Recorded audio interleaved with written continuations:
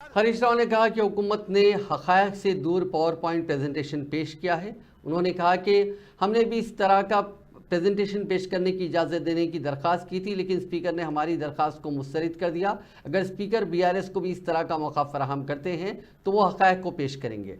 हरीश राव ने कहा कि हुकूमत ने अचानक अपने मौक़िफ़ को तब्दील करते हुए आबपाशी प्रोजेक्ट्स को कृष्णा रिवर मैनेजमेंट बोर्ड के हवाले ना करने का ऐलान किया। ये ऐलान अपोजिशन बीआरएस की तहरीक की वजह से किया गया, क्योंकि बीआरएस ने हुकूमत के इस फैसले के खिलाफ नलगुंडा में मंगल को भारी जलसे आम मुनक़िद करने का ऐलान किया है। हरीश राव ने कहा कि हुकूमत अपनी गलतियों को दुरुस्त कर रही है, जो खुशी की बात है। इस मौजू पर मजलिस के फ्लोर लीडर अकबरुद्दीन अवैसी और बीजेपी के रुकन असेंबली महेश्वर रेड्डी ने भी बात की।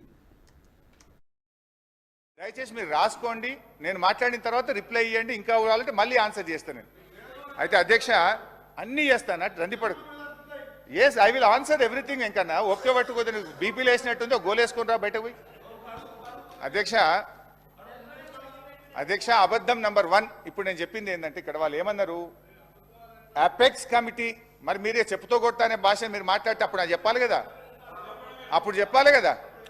అపెక్స్ కమిటీ మీటింగ్లో, రెండవ అపెక్స్ కమిటీ మీటింగ్లో కేఆర్ఎంబీకి బోర్డులు అప్పజెప్పడానికి ఒప్పుకున్నారు అన్నారు. ఇక్కడ కేసీఆర్ గారు ఇది అప్పజెప్పడానికి అవకాశం లేనే లేదు, మ్యాటర్ సబ్జుడిస్ అని చాలా స్పష్టంగా చెప్పింది. అపెక్స్ కమిటీ మీటింగ్ మినిట్స్ చదివి వినిపించాను. అది అవాస్తవం నంబర్ 1. అవాస్తవం నంబర్ 2 ఇందులో ఏం రాశారంటే, ఇది మీ బుక్కే సార్, నేనేం తెచ్చుకోలేదు. ఇక్కడ మీరు అసెంబ్లీ టేబుల్ మీద పెట్టింది.